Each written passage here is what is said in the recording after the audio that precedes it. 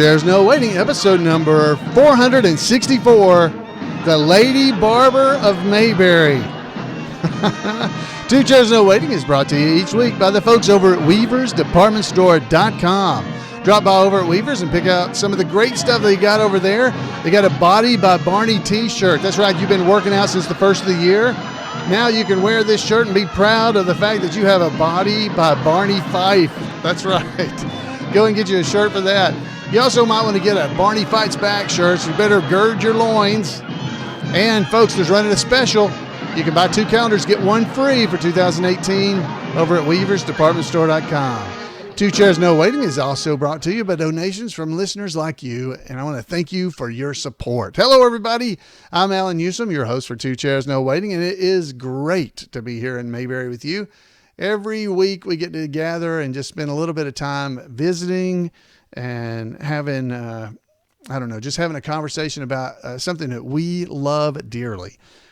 So this week is no different. We're going to be talking about the Andy Griffith Show, and we're talking about the Lady Barber of Mayberry. Now, I know everybody's confused. They don't remember a Lady Barber on the Andy Griffith Show. Well, there wasn't one, but there was or is a Lady Barber in Mount Airy, North Carolina that I want to tell you about because she's a special lady, and I think you're going to enjoy it.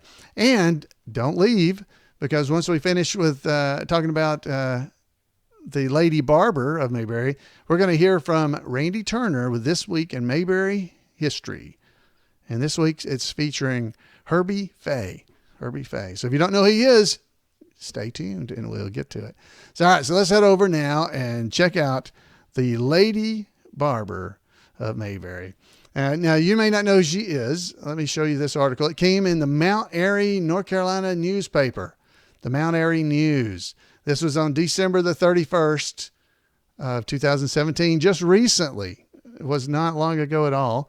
So this article is about Donna Hiatt. Now, Donna, if you don't know, I'll give you a little background before we start, but I believe she tells it in the story. She is the niece of Russell Hiatt, who was the owner and proprietor of Floyd's City Barber Shop there in Mount Airy, North Carolina. That if you ever went to Mount Airy or to Mayberry Days or any of the things there in Mount Airy, you probably dropped by Floyd's to get a haircut or at least to go in and look at the barber shop, take some pictures. Well, that's where Donna got her start. And so let's go in here and read this article from the Mount Airy News. So I think you're gonna enjoy this. Let me get a little background music here going. There we go. Just so it sounds like I'm just not talking by myself. So let's check it out. This is a story. It's called Mount Airy Barber, inspired by the real Floyd. And it's by Bill Colvard from the Mount Airy News. He said, the quotes here is from Donna. It says, I was meeting people who came in for Mayberry before Mayberry became Mayberry. Donna Hiatt says with a laugh. She speaks of her early years as a barber, working beside the real Floyd, her late uncle, Russell Hiatt, which he was known as the real Floyd. I don't know if you guys all realize that, but he was the real Floyd the barber. He ran Floyd's City Barbershop. Until his death on May the 3rd, 2016, Russell Hiatt was the last living barber to have cut Andy Griffith's hair in Mount Airy and had been for many years, earning him the title of the real Floyd the Barber. That's right, real Floyd. Long before there was Mayberry Days Festival in Mount Airy, and before the city began using Mayberry as a marketing tool, fans of the Andy Griffith Show sought out the real place that was the inspiration for Mayberry. A visit to the real Floyd was one of the first stops on that journey. Donna Hiatt, working alongside her famous uncle, saw the Mayberry pilgrims from the start, and she keeps up with some of them, some of those early visitors even now. Some of them still return to town occasionally, and she cuts their hair when they do. My father died early, said Hiatt. He, talking about Russell, was a father figure to me. It was his inspiration that led her to become a barber. And they worked together for 18 years. Hiatt enjoyed the Mayberry tourists who came into the shop to meet Russell, the real Floyd.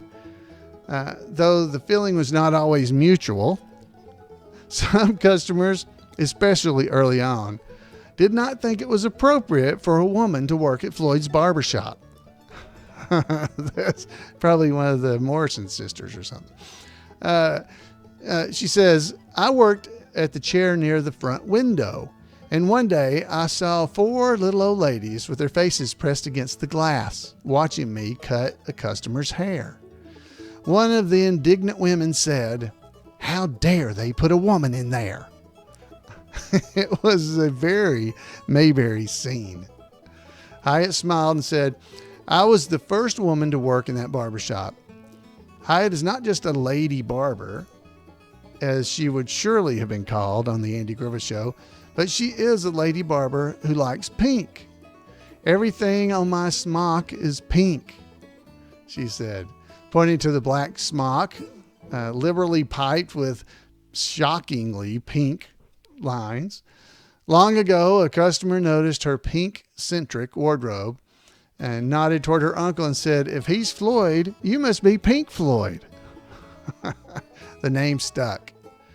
There are posters on the door of her shop with the image of Howard McNear, the actor who portrayed Floyd the Barber on the Andy Griffith Show, silk-screened in shocking pink on a background of black, above the words, Pink Floyd. She sells t-shirts and blazons with the image in her barber shop. 15 years ago, Hiatt made the difficult decision to strike out on her own. Her uncle owned the business, Floyd's City Barbershop, but he did not own the building. And Donna was concerned about what would happen to her after her uncle was gone. Quote, I would never have left if I hadn't been worrying about my job, end quote. That's what Donna said. She bought a building on North Renfro Street, 1 block east of her beloved Main Street, where she could still feel part of downtown. It was an old rundown building, she said, of the building that has been lovingly renovated to house Donna's barbershop. There's a Pink Floyd poster on the front door, and the interior walls are covered with memorabilia and mementos. She has made the shop family friendly with a stash of toys and games with which children can amuse themselves while waiting for the whole family to get their hair cut. Patrons can play checkers, and there are turtles and fish to play with and enjoy. There have been turtles from the beginning, she said. Kids tell their parents, there's Donna. I want to see the turtles when I drive by. 2 other barbers work with Hiatt. Dwayne Joyce from Pinnacle, who has been with her since 2003, and Chris Moorfield from Sawyertown Mountain, who has been with her since 2007. Hiatt cuts men's and women's hair and works by appointment unless she has an opening to take a walk-in. Joyce and Moorfield cut only men's hairs, but they do not take appointments. The 3 of them average about 75 customers a day. Wow, there's a lot of bad hair in that town, isn't there? Most of them ordinary Mount Airy residents, but some Mayberry tourists who come to see Pink Floyd and the occasional celebrity. I cut Thelma Lou's hair, said Hiatt, referring to Betty Lynn, the actress who played Barney Fife's girlfriend, Thelma Lou, on the Andy Griffith Show. She's the sweetest lady I've ever met, said Hiatt. She comes in and speaks to everyone in the shop, even the young kids who don't have any idea who she is. When not being a barber to celebrities, tourists, and townspeople alike, Donna finds time to give back to the communities that she loves so much. Early on, Hiatt got involved with fundraising through her friendship with the late Griggs Hampton, a Mount Airy resident who Hiatt says was a natural-born fundraiser. Griggs had a disability, said Hiatt, but through his disability, he did more for this town than anyone I know.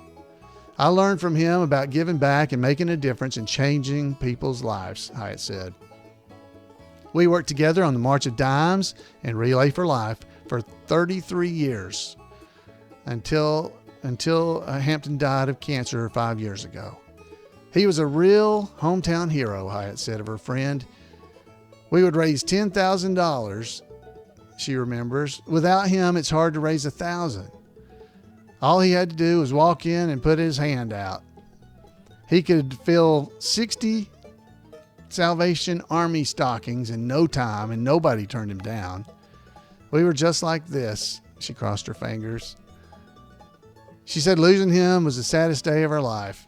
If I hadn't gone to work downtown for Russell, I wouldn't have met Griggs Hampton, said Hiatt, citing another reason to be happy about her Mayberry career choices. Hyatt's life in the real Mayberry never veers far from the TV Mayberry, but sometimes the connections are surprising. Never more so than when she announced that she is going to go on the Mayberry cruise next year, which is this year, not 2018. I've been asked to play Barbara Eden, she said. So she's going to play the manicurist for us on the Mayberry cruise this coming year. Perhaps it should come as less of a surprise since Donna Hiatt was the first woman to work in Floyd's barbershop in the real Mayberry, and Barbara Eden was the first woman to work in Floyd's barbershop in the TV Mayberry. When she came to town seeking work as a manicurist in the early episodes of the Andy Griffith Show. So Donna's barbershop is located at 304 Renfro Street in Mount Airy. It's open on Tuesday to Friday from 7 a.m. to 5 p.m. and Saturday from 7 to 12. By appointment or walk-in, you can give them a call. The Mayberry Cruise number 13 will be aboard the Carnival Paradise from November the 5th through the 10th, 2018. The ship will sail from Florida to Cozumel and Mahogany Bay, Honduras. The guest will be able to meet Donna Hiatt, a.k.a. Pink Floyd, debuting as a tribute artist to Mayberry celebrity Barbara Eden. So, folks, if you'd like to go, we would love to have you go on the Mayberry cruise with us. And that wraps up our story about the Lady Barber. That's awesome. So Donna is a wonderful lady. I remember meeting her when I went to Mount Airy the first time. She was working there in Floyd's barbershop. She was right by the window. I got to meet her, and she was there for years before she moved down to start her own barbershop. Donna has always been a friend to Mayberry. She's in the parade every year, and we just have a absolutely great time getting to visit with her. She has her Pink Floyd t-shirts that you can check out. She has those at her barbershop, so you can drop by and check it out down at her barbershop at Donna's Barbershop. I know you'd enjoy it.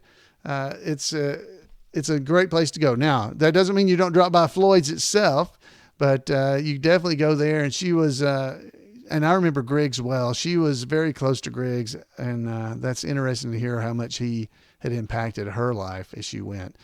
But Donna worked there at Floyd's for years. There's pictures all over the place in Floyd's, and you still see her picture if you just look around because it's in there. And she was right there at the front door, right at the window. That's funny that women are looking in and complaining about her being there. But Russell Hiatt is missed, but he will never be forgotten. You can still drop into Floyd's Barbershop and sit down in the barber chair and get your picture made. During Mayberry days, the tribute artist will be in there with you from time to time, so you can drop in, get your picture made with me when I'm Floyd. I guess you can come in and get your picture made like that as well. But Donna, sweet, sweet lady. I can't wait to see her on the cruise as the manicurist. That's going to be a lot of fun. But Donna's Barbershop, it's just down one street off of Main Street in Mount Airy, North Carolina. So go down and check it out. So Donna, thank you. Awesome. I hope you get a lot of people dropping in saying they heard about you here on the podcast. Great article by the Mount Airy newspaper. So thank you to the Mount Airy paper for doing that. That was really cool. The write-up again was by Bill Colvard. He wrote the story. So great job, Bill. Great job. All right, guys. So here's our next segment here. We're going to get to hear from Randy Turner for This Week in Mayberry History. Now, this week, the focus is Herbie Faye. So do you know who that is? I don't know. So let's go and check it out. So Randy, take it away. Welcome to This Week in Mayberry History, a report by Special Correspondent Randy Turner of the Gomer and Cooper Pyle Comic Book Literary Guild of the Mayberry Historical Society. There are a multitude of character actors whom audiences know by sight, but do not necessarily know by name. One of the most prolific of these was Herbie Faye, who appeared in several episodes of The Andy Griffith Show. Herbie was born in the Bronx on February the 2nd, 1899. A member of the group of largely forgotten Jewish comedians, he actually excelled in dramatic acting as well. The bald actor specialized in playing downtrodden and world-weary characters who seemed beaten down by life. Herbie began his career in vaudeville. He eventually partnered with the former child actress Mildred Harris, who had previously been married to Charlie Chaplin. While they were performing at the State Lake Theater in Chicago in 1928, they met another performer on the same bill named Phil Silvers. Herbie and Mildred were working on a new routine, but needed a third person to round out the act as a straight man. It was the beginning of a lifelong friendship between Herbie and Phil, with Herbie serving as a mentor to the younger comedian.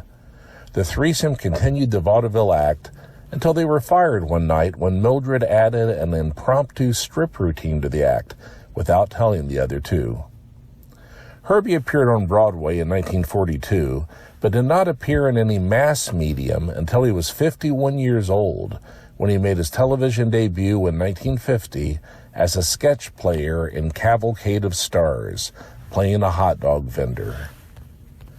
The following year, Herbie appeared on Broadway a second time, thanks to his former protege, Phil Silvers.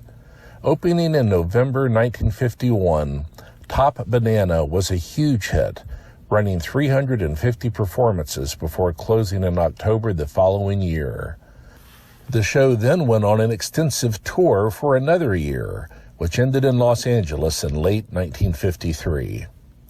Herbie also later appeared in a film version of Top Banana, though the entire film was shot in just a day and a half and was basically a filmed version of a recreation of the stage show.